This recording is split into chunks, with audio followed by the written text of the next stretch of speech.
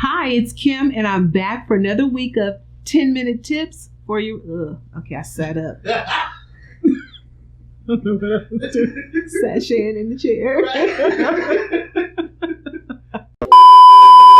Hi, it's Kim, and I'm back with another episode of 10-minute tips for your relationships. Now, this is part 2 of last week's episode of the 4 stages of a relationship. So this week we're going to work on parts 3 and parts 4. So grab your coffee, grab your tea, and let's sit back and enjoy this episode of 10-minute tips for your relationships.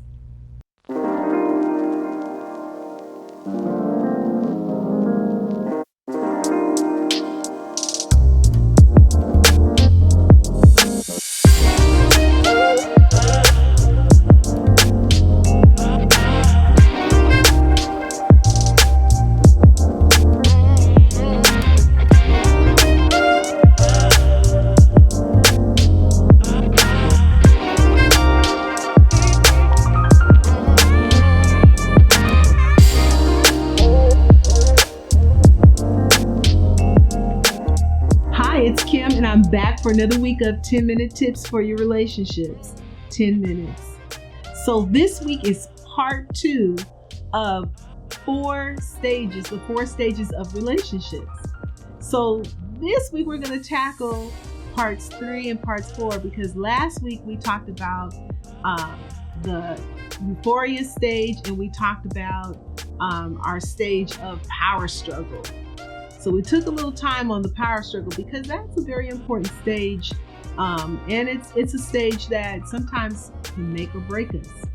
And so this week we're going to pick up where we left off. So if you missed last week's episode, you can click on this link right here and it'll take you right to last week's episode of the 4 stages of relationships. So let's dig in this week. So this week we're talking about stage 3. Stage 3 is like a good place. You're kind of managing where you are and who you are as a couple. Stage 3 is the stability stage. Yes, and it's just like the word, what it says. It's your stability in the relationship. So in this particular stage, you do have a great awareness of who you are as a couple, who you are as individuals. You're aware of everything that's going on in the relationship. You're aware of your behaviors, whether they be good or bad. You're aware of the differences in the relationship, and you're also aware of the annoyances that take place. In stage 3, stability, you have now established your roles. Pretty much everybody should know what they should be doing and how they should be interacting in this relationship. Everybody knows, hey, if you're the cook, then it's your job to cook. If you're the one who pays bills, then by all means, you be the person to pay the bills and keep things going. So it's really important that in this particular stage, the stage of stability, that we kind of maintain things that are going on or that have been going on. It's like we've come to some level ground and now we're able to take this marriage, this relationship to the next level and make it good and make it something that, you just want to hang out in for the rest of your life. In this stage of stability, you're now aware of your independence. Yes, we talked about having a sense of autonomy before and how that's really important and that we can have a sense of autonomy without completely destroying the relationship or without completely neglecting the relationship. So independence in the relationship is good. I think I mentioned last week that I wasn't, hanging out with my friends, but my husband still had his friends when we first got married. And I had to learn how to be independent of him. I had to learn how to go hang out with my girlfriends and have a good time and be independent of him at some point in time. And then when we come back together, of course, it was all good. In this stage, our arguments do what? They're basically disagreements. We may have arguments, but for now, in this stage of stability, most of it is more disagreements. And we kind of know how to handle that. We know how far to go with one another, and we know when to pull back. So that is a good place to be in your relationship when it's stable. It's not that you don't disagree, but it doesn't have to go from a disagreement to a full-on argument. In this stage of stability, we also begin to get into an ebb and a flow of who we are and how we work. Yes, it's kind of fun, it's kind of in and out of parts of the relationship that may be the power struggle into stability. We may even revisit a little part of the power struggle and go back. But guess what? Once you get into that stage of stability, you're pretty much, coasting on and building and developing the relationship as it should be. Also, in the stage of stability, trust develops. Yes, because guess what? During this time, you probably have had a couple hard times. Probably been through a few, rough patches, and you learned how to bring it back together and renew and reestablish the trust that you once had for one another.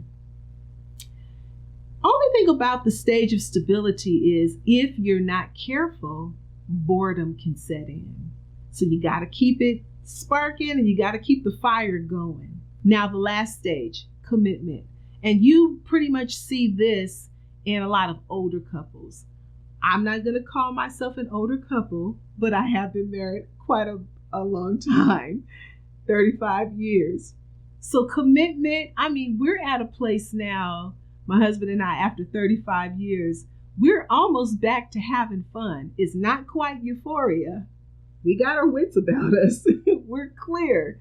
But we know where we are and we know who we are in this relationship.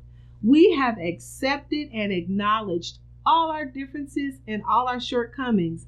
And we've learned how not to use them against each other. We work through our ebbs and our flows. We know how to accommodate each other and compliment one another. It's amazing. Some days he goes and gets dressed, I get dressed, and we look up, we're wearing the same color. Who would have thought? Also, in this stage of commitment, you can just be you. You have no fear of being you, no fear of your shortcomings or some things about yourself that may not be so, grand. And you know that person accepts you just for who you are. Also in commitment, you find out or you discover that you want this person. Hey, sometimes we're not in need of a person because there are some relationships that are built on need. But we love this person and we want to be with this person. And it's a good place to be in the relationship. Also, in this place of commitment, we share our interests and our goals. And our goals are pretty much headed in the same direction during this stage of commitment. We've moved away from that power struggle, and we've moved away from the ebbs and the flows of being in power struggle and being in that stability stage. And now we're just kind of coasting. Like I said, I'm not going to call my relationship older, but I will say this, that we're in a good place. Not that we don't have struggles, not that we don't disagree. And every once in a while, we have a full-on argument. How about that? But we know how to come back to that safe place and that happy place. There's no one way to move through these 4 stages. You just have to figure it out. So how do we do it without giving up? Like I always say, communication is key, and it is connected to everything that we do in our relationship. It's connected to how we raise our children, how we budget in our homes, our sex life, our friends and family, how we deal with them. Communication is connected to all of that. So while you're going through these 4 stages of your relationship, communicate. Keep that part of it strong from start to finish. These are my 10-minute tips. Take care and stay safe.